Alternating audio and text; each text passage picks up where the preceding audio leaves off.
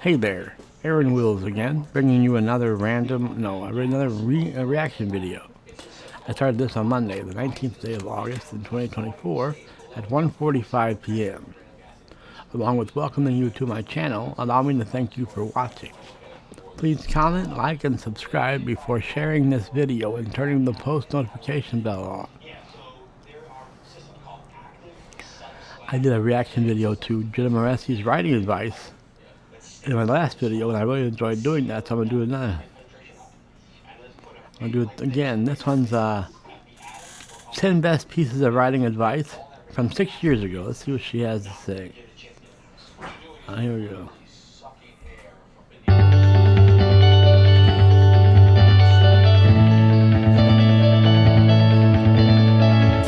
10 best We're getting pieces of right writing into advice. it with some good old-fashioned writing advice, namely the best writing advice I have ever personally read, received, or developed over the years. I'm handing my wisdom down to you. But before we get started, I gotta give my love to Skillshare, who has generously sponsored this video because we just can't quit each other. Skillshare is an online learning community specifically for creators with over 20,000 courses available in business, creative writing, publishing, design, all kinds of stuff. My personal favorite courses available are the marketing classes. They have so many courses all about how to market a small business because, like it or not, writing is a business. I myself have a marketing class on Skillshare all about how to grow and develop your author platform. You should definitely check it out. And I may or may not be coming out with another class on Skillshare very soon. And it may or may not be all about the book release process.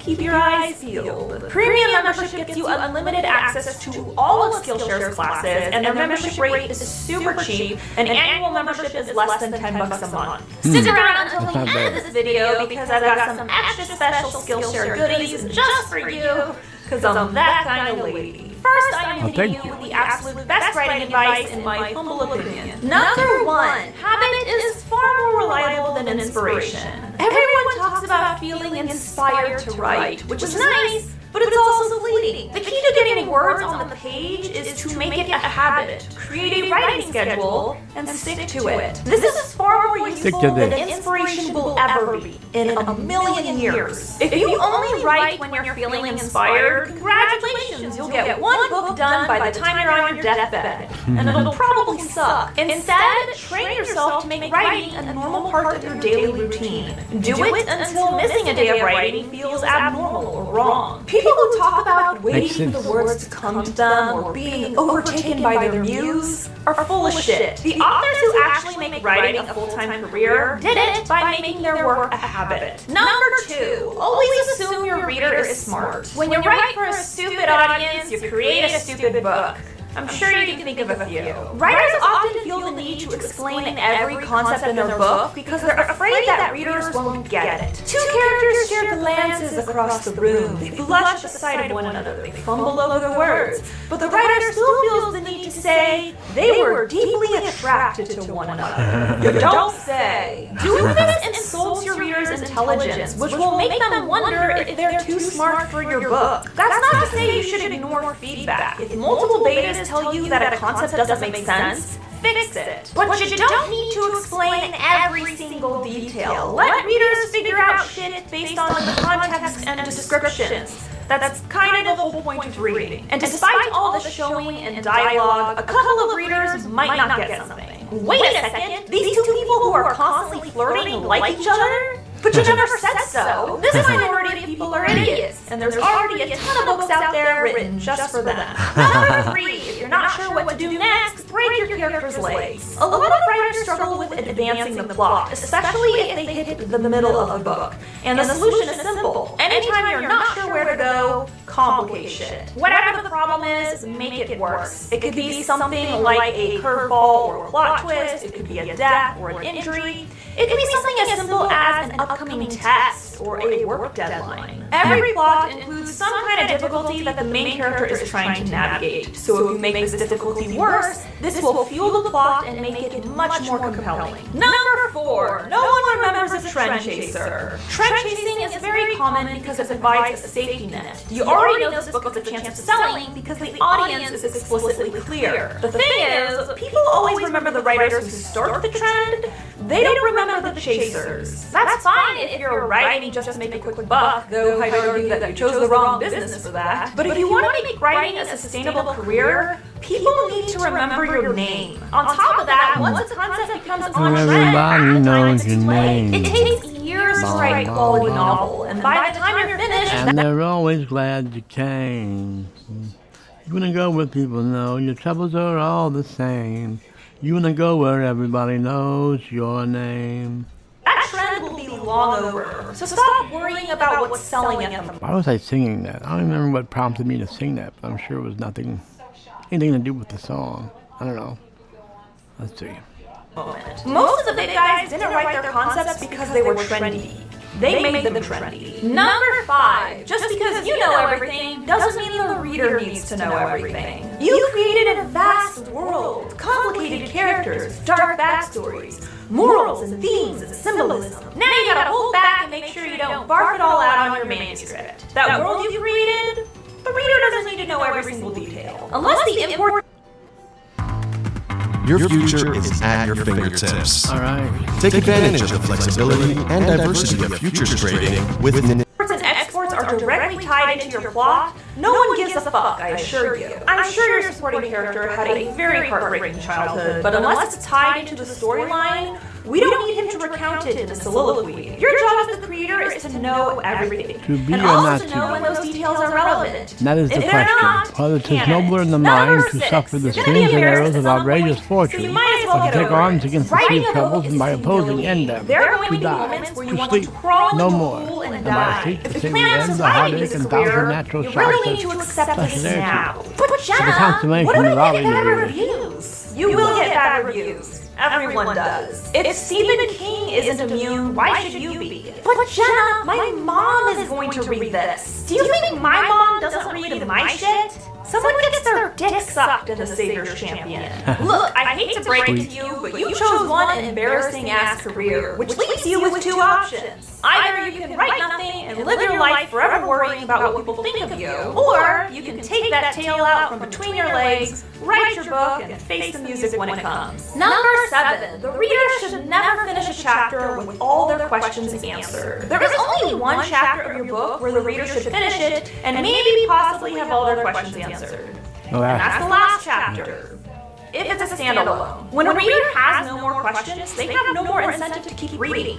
So for every question you answer, make sure 1 or 2 more questions are created. Say your chapter answered the question, what happened to the protagonist's mother? She's dead. Now the questions are, how did she die? Was it murder or suicide? Murder. And if it was murder, who killed her? Keeping your In my book I'm currently working on, it was murder. She was murdered by Sir Richard, the first knight in the king's army, out of revenge for the fact that his love, Miranda, fell in love with my book's main male MC, Walter. Miranda wanted Walter, and so Miranda challenged Walter's gal, Emma, to a fight to the death with swords, with rapier and dagger. And as it turns out, although Emma first denied her challenge, didn't take on her challenge, eventually she did and dispatched, and then made Sir Richard angry at Walter. He blamed Walter for it, and so he killed Walter's parents, both his mother and his father, and Emma's brother, Adam. That's what happens in my book at this point, where I am now. And now Walter's back on he's on a trip back to the castle to find Sir Richard, and say, hey, yo, pally boy, you killed my parents now. My name is Ho Montoya, and you killed my parents. Prepare to die. Prepare to die. I don't know what he says. Something Montoya. You killed my father, and now prepare to die. That's from The Princess Bride, of course. Everyone knows that line. What does she have to say here? Go, Jenna Morassi. Go. Reader in the dark is the easiest way to keep them turning the pages. Number 8. Making aesthetic boards, talking to other writers, and daydreaming about your characters is not writing and never will be. 9 times out of 10, unless you're writing, editing, or outlining, you're not being productive. Everything else is just an excuse. But Jenna, aesthetic boards help me visualize the scene. You know what else would help you visualize the scene? Writing it. But Jenna, alternate universe bits help me get to know my characters. You know what else would help you get to know your characters? Writing them. Of course, there are going to be times when you need to research content for your story or the publishing industry. But overall, stop lying to yourself. Finding faceplanes won't boost your word count or get your book published, and you know it. Number 9. Inch by inch, life is a cinch. Yard by yard, life is hard. This isn't writing advice per se, but it applies to the industry seamlessly. I want to become one of the greats, but it seems so overwhelming. First of all, if all you want to do is become one of the greats, you'll probably never be great. Just saying. Second, that's a hell of a lot of pressure to put on yourself when you haven't written a damn word. Instead of aspiring to become famous. My first book did all right out of the gate because I turned to Facebook and asked all my friends to go buy a copy. A lot of them did. Not very many of them read the book, but my friend Julie did. Julie, if you're out there, thank you. She read every word. She was able to tell me that in the first book there was a romantic thriller. So it ended how romances have to end. There was a happily ever after. There was 2 happily ever afters because 3 different relationships kicked off during the course of my first book, and the first was Marcy and Tony, then it was Sherry and Brian, and then it was finally Jason and Sherry. And the first kiss for each relationship was on page. All the sex was fade to black. But it still was an adult romantic thriller. Because of the language and because of the, language and sexual whatever. Here we go. Aspire to write 20,000 words this month. Instead of aspiring to sell hundreds of thousands of copies, why don't you aspire to sell 1,000 copies? Did you know the average traditionally published debut novel sells 3,000 copies in its lifetime? Might need to readjust your goals there, just a tiny bit. If you break your goal down into parts, not only will you feel good about yourself more often throughout the process, but you will have much better odds of achieving your end game. And number 10. Write what you want to read. People like to say, write what you want to write. Sometimes that's good advice, other times not so much. A better option is to write. Some say write what you know. But now she's saying write what you want to read. I think I've done that in my first 2 books so far. I don't know if I'll ever publish the second one. I want to. I think it's a much better book and it's really interesting. I had to leave it alone for a while. Then I opened it when I got this turned, and I switched computers, and I had to leave it alone as I switched computers. I got this computer back going, and I've been reintroduced to my story. I was starting skimming through it to see what I want to add to it, and man, I really got into it, and I really think I did a good job here so far. Like I said, we still haven't gotten to the end. Walter's traveling back to the castle to get a hold of this Sir Richard to put an end to him for killing his parents. And his now queen's brother, Walter, became king. He realized he had a line to the kingdom of Detenu. So, they talked him into taking on the position of king. And, he's actually, he's not a city, he's just a city boy, born and raised in the outskirts of Detenu. No, let's see, where was he? He's a township, he's a townsman. He's a townsperson, that's what he was. Now he's the king of Detenu, that's the name of the kingdom.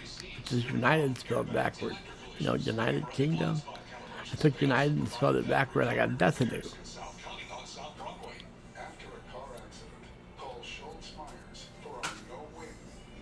Here we go, some more. Maybe. Write what you want to read, which for a lot of people is what they want to write.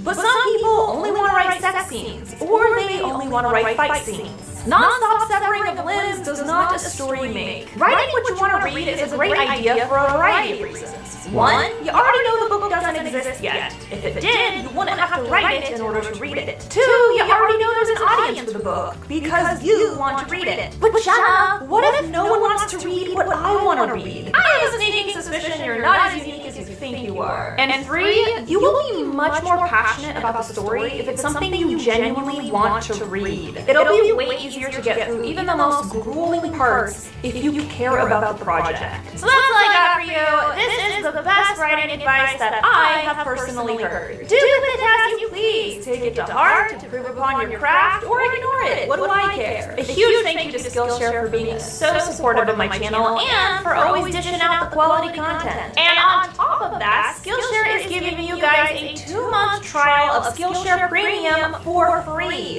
That's $0, nothing, nada, zip, no money, 2 months that don't cost a dime. All you gotta do is click on the link in the description, cash in on your free trial, take a few classes, take my class. This offer is only available for a limited time. Only the first 500 people who click the link will get in on it, so do it now. Don't forget to subscribe to my channel. I post new videos on Wednesdays, and if you want to be alerted as soon as I upload, you gotta ring that bell, because I might be putting out bonus content very soon. Ring that Hint. The Savior's Champion is available in ebook and hardback all over the place. You can get it at Amazon, you can get it at the Book Depository, Barnes & Noble, whatever. I got a bunch of links listed below. Get yourself a copy and join Tobias on his epic adventure. And be sure to follow me on social media. I'm on Instagram, Tumblr, Facebook, and of course you can tweet me at Jenna Moresti. Bye!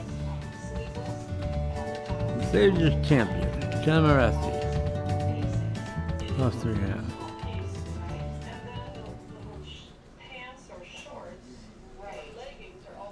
Writing fight scenes. Let's watch this one now. Let's see what she says about writing fight scenes. HoneyBook keeps your proposals, contracts, invoices, and payments all in one place. My name is Laura Gomez, and I've partnered with over 100 brands. Are you the star? Are you the star? Thank you, thank you. Yes, Butters is the star. That was her little pooper dude, Butters. Butterball, I think is what her name is. Whatever her name is, she goes by Butters. I think it is Butterball. Her little pooper dude, Butterball. What's going on? Hello, everybody. Today I'm talking about one of my writing specialties as well as one of your most requested topics, and that's how to write fight scenes. Are you happy for this topic too? Did you request it? You don't fight, you just love. Today's topic is requested by one of my patrons over on Patreon, Elizabeth Duvenford. Aw, Butters is the lover, not a fighter. Is this already blown up? I'm trying to find out how to maximize the stream, but... Like many writers, she was a little intimidated to start writing fight scenes and wanted some tips. I covered this topic eons ago. It was the video that taught me that some guys who play video games genuinely think they're fighting experts. Wow. Are you an expert? You're a cuddle expert. But the years have gone by, and I have loads more tips to add to this topic, so that's what we're doing. Fight scenes can be the most exciting part of a novel, but they can also be the easiest scenes to screw up. A lot of you guys be ruining your fight scenes, but it's okay. I'm here to show you the way. Before we get started, a friendly reminder that my dark fantasy novel, The Savior's Sister, is currently available for pre-order in ebook, paperback, and hardback, and if you like fight scenes, this book's got a ton. Plus, I am hosting a massive pre-order giveaway, and everyone who pre-orders TSS is welcome to enter. Then they will have the chance to win a buttload of prizes. One of those prizes is a signed copy of Dawn Till Dusk by Becky Moynihan and Tiffany Hackett. It's the first book in the Genesis Crystal Saga, so if you like young adult urban fantasy, this book might be for you. What about you, Butters? Is this book for you? No, Mom, I can't read. I'll be handing out this prize at the end of today's video, but first I'm going to break down my 10 tips for writing awesome, action-packed fight scenes. If you want more writing tips, be sure to subscribe to my channel and ring that bell. It's down here somewhere where Buttercup is pointing. Ring my bell. Ring my bell. Yeah, you get it. Ring that bell. She's telling you to ring that bell, and pretty much her word is law, so you should do it. On to the fight scenes. Number 1, ditch the technicalities. There is nothing that'll suck the life out of a fight scene quite like clinical jargon. It doesn't matter if readers understand the terminology. It's the fact that these words do not produce emotion. A lot of people know what a roundhouse kick is, but that phrase doesn't evoke as much power as, say, a blow to the gut. If the technical term itself contains visceral language, for example, body. You wouldn't use a roundhouse kick to the gut.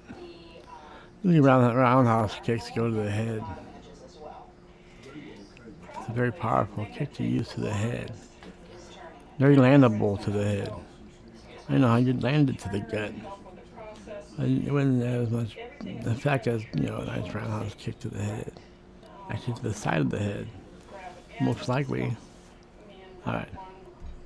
Slam, then it's fine to use. But ultimately, your focus should be on the reader's emotional experience, not the technicalities of the fight. I know you want readers to imagine the fight exactly how you see it, but fights move really quickly, so there's literally no way for you to accomplish this unless you slow things down to a glacial pace. Ditch the jargon and focus instead on the emotional impact of the scene. Which brings us to number 2, powerful verbs. A lot of readers complain about fight scenes because they're often boring to read. And they're boring because the author in question used the dullest verbs possible. You want to convey just how dangerous and painful this fight is, and you do that using powerful verbs. Words like riposte and parry do not convey these feelings at all. If anything, they sound foofy. Riposte, parry, dandelion, cupcake. You know what verbs carry power? Slam, jab, barrel, lunge, hurdle, race, slice. These are the type of verbs you should be using in a fight scene, at least if you want to make it impactful. You want the readers to feel each punch. You want them to be worried for the characters. You want them cringing. Go for powerful verbs rather than explanatory or technical verbs. They're simple, effective, and engaging. Number 3, onomatopoeias. You wanna be a what? Onomatopoeias are sound words. The word itself is a sound. If you're confused, my high school English teacher used to refer to them as Batman words because back in the day, the Batman TV show would replace fight scenes with pictures of onomatopoeias. Bang, pow, whack, boom. While you should definitely not make all of your verbs onomatopoeias, they are really helpful to use in action scenes, violent scenes, and of course fight scenes because they create a sense of sound. If someone hits a guy with a wooden staff and it makes a whacking sound, just say they whacked the guy with the wooden staff. Let's pretend that didn't sound sexual and move on. The point is, onomatopoeias are an easy way to get other senses involved in a fight scene, so use them. Number 4, skip the play-by-play. Don't describe every minute detail. Not only is it boring, it's unrealistic. 9 times out of 10, you're writing from a specific character's perspective, and they're fighting. They're not laser focused on every single detail going down at every single second. They're relying on muscle memory, or they're freaking out and fighting to stay alive. Hyper-specific play-by-plays disconnect readers from the character, which is the opposite of what you want. You want them to feel involved in the fight. He raised his right arm, blocking the villain's left hand with his right forearm. Then he thrust his left fist forward, making contact with the villain's left pectoral muscle. This is boring as shit. God damn. You could have easily said he blocked the villain's blow and punched him in the chest. It's quicker, easier to visualize, and a lot more interesting than that crap. Number 5, pick up the pace. This is another reason why technical jargon and play-by-plays are the kiss of death in fight scenes. Fights are fast-paced. You don't see snails fighting, and there's a reason for that. Another way to increase the pace of a fight scene is to use shorter sentences. Short sentences read as fast-paced, whereas longer sentences draw out the moment. That doesn't mean your fight scenes should exclusively consist of short, choppy sentences. You want to vary the sentence structure, but your fight scenes should consist of a number of short sentences. This will pick up the pace and create a sense of panic, which is exactly what you want. Number 6, variety. Sometimes people will write the best, most visceral fight scenes, and they're still boring. Why? Because every fight scene is exactly the same. Every fight includes the same characters battling the same obstacle with the same weapon. This is not interesting. Readers have read it a million times before, so they can predict exactly what's coming. Vary your fight scenes by taking into consideration the obstacles or antagonists involved, the strengths and weaknesses of all parties, and of course the weapons. In The Savior's Champion, Tobias has to fight Kaleo several times. Sometimes it's a fist fight, sometimes it involves daggers, sometimes it's with swords. One time they were fighting underwater. You can also vary the kills, for example, slitting a throat, stabbing a gut, gunshot wound, arrow, whatever. Keep it different and keep the readers guessing. Number 7, consider the disadvantages. Fight scenes are not exciting if your main character is always dominating. Whenever you start a new fight scene, ask yourself what puts your character at a disadvantage. If they are physically stronger than their opponent, give them an outside influence as a disadvantage. For example, say their opponent is weaker than them, but they're fighting in the dark. Hard to beat the bad guy when you can't see shit. Maybe the bad guy has a torch and could light your character on fire. Maybe the bad guy is armed, but your character is not. There are plenty of ways to put your character at a disadvantage. This will up the stakes as well as add variety to your fight scenes, which, as we already covered, is always a good thing. Number 8, wounds matter. Unless your character has some kind of healing power, you really gotta pay attention to wounds. They hurt, in case you weren't aware. Being in pain is going to be an obstacle in a fight because it's harder to concentrate and certainly harder to move when you're suffering. If your character has a broken bone, that part of their body should probably be out of commission. If the wound is deep, blood loss is going to be an issue. And above all else, for God's sake, describe the pain. This is the one part of your fight scene where you can pause to give explicit detail. Pain is scary and concerning and, hello, painful. You want your readers acutely aware of this because it will make the fight scene that much more captivating. Number 9, visualize. A lot of writers struggle to visualize the fight scene they're writing, especially if they're not fighters themselves. But there are tons of ways to correct this issue. Some people meditate, others watch action movies or TV shows. I personally listen to music. I will go through my entire writing playlist until I find a song that I feel matches the tone I want to convey in the fight scene. Then I will sit back, sometimes for hours, and listen to that song over and over again until I can visualize the fight scene move by move. I do this for literally all my fight scenes. For example, there's a fight scene in The Savior's Sister that I wrote while listening to Beaten Lips by Beartooth. Find whatever it is that unlocks the violent side of your brain and let it do its thing. And number 10, get inside your body. I give this advice all the time, and it is never more relevant than fight scenes. You do not want to simply list the moves made in a fight. You want to describe how the character is feeling. I don't mean happy or sad or scared or angry. I mean literal feelings. Are they gasping for air from running for miles? Is their heart pounding in sheer terror? Are their ribs bruised and aching? Is their fat lip throbbing? There should be a hefty dollop of these details in your fight scene because they humanize the character. Feelings are a stark reminder that, shit, this character is not invincible. They in danger. Fight scenes are engaging because readers don't know if the character is going to get injured, or hell, if they're gonna die. Get inside your character's body and it'll provide ample room for upping the stakes. So that's what I got for you today, which means it's time to hand out a prize. One lucky winner is walking away with a signed copy of Dawn Till Dusk by Becky Moynihan and Tiffany Hackett, and the winner is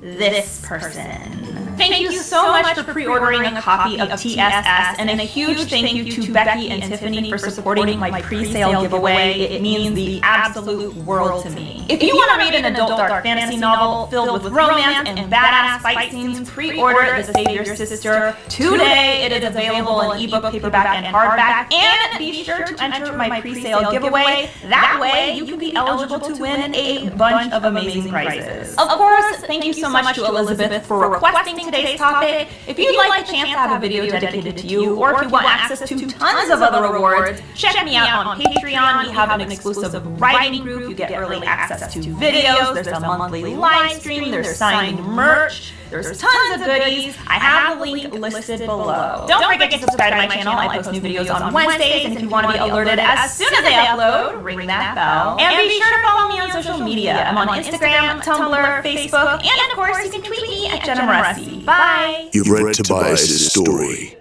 Now it's time for Layla's. The Savior's Sister. Coming soon.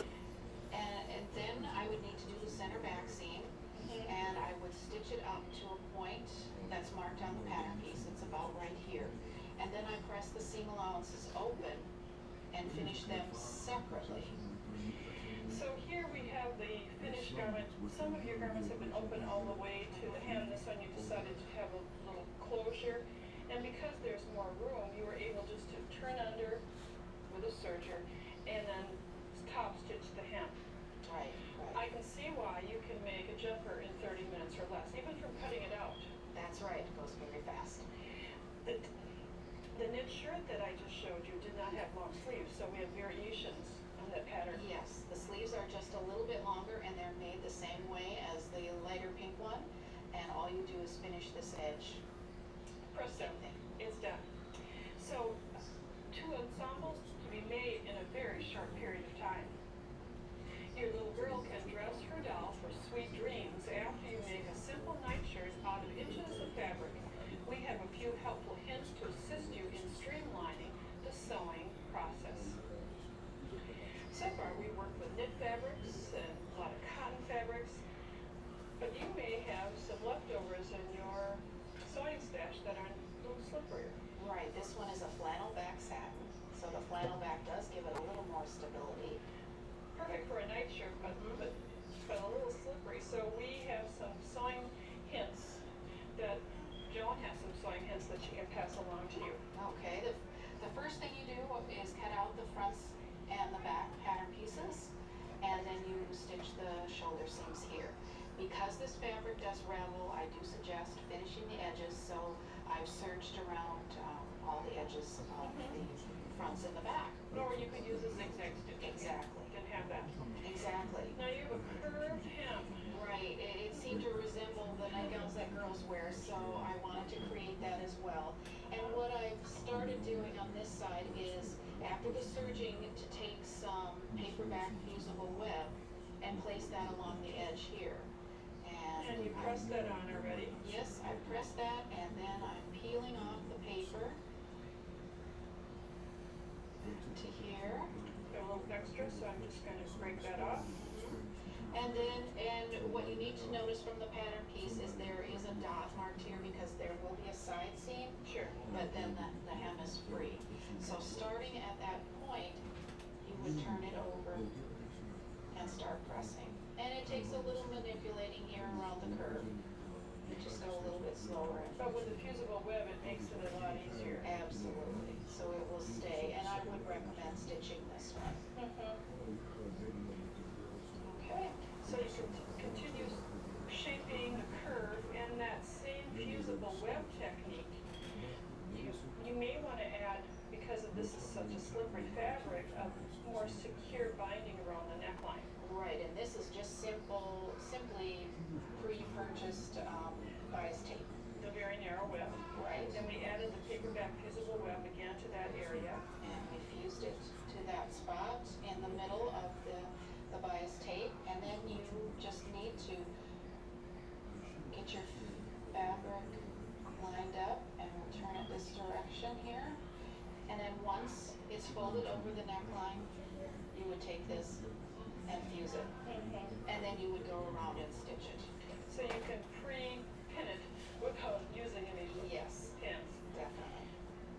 One other little trim addition, you could turn under the armhole area, but Joan, you chose to use some extra little frills in that area. Right, this is a pre-gathered trim, and it is stitched on the sleeves, and we've got one finished here.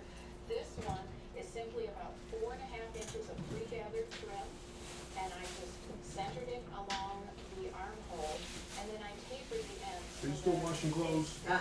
tomorrow? No, your laundry day was today. Trimmed off. You And missed, then on this Well, you have to wait till Wednesday. well, if I do it in tomorrow, you do it whenever you get a chance. Wednesday, yeah. Okay. and top stitch from the Yeah. side. The last step is to make it a whole unit. Exactly, so now you're going to fold it in half, and you've got your little markings, this one here, and you would just stitch those sides just like that.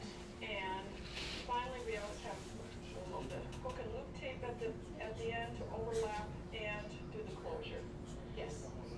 When we were little girls, we didn't have that kind of easy closure. This is really great. So very quick technique.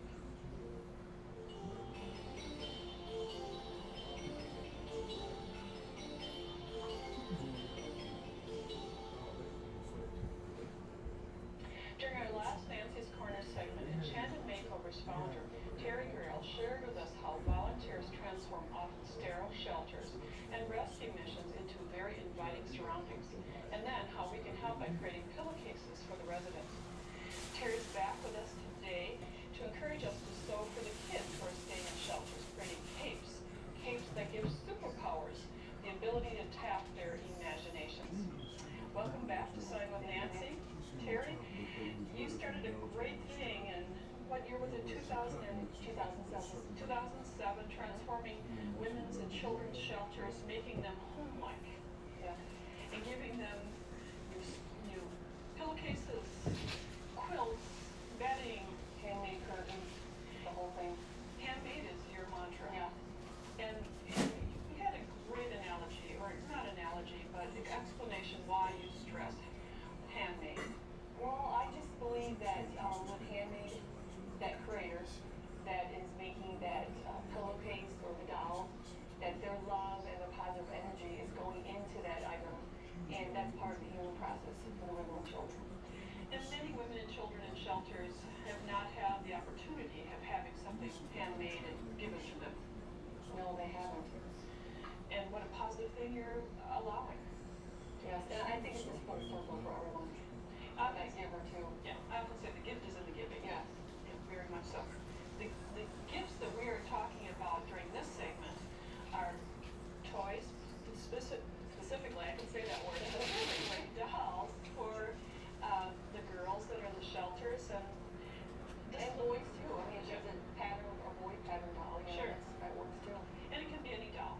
Yes, anything that crafter. Before you guess, really think about it because Yes, embroidered or painted faces, so it's Sure. safe.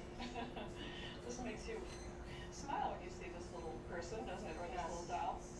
And then we talked earlier in the opening about capes, and here's a photo of the capes that you have taken. And why did you start talking about capes and asking for capes?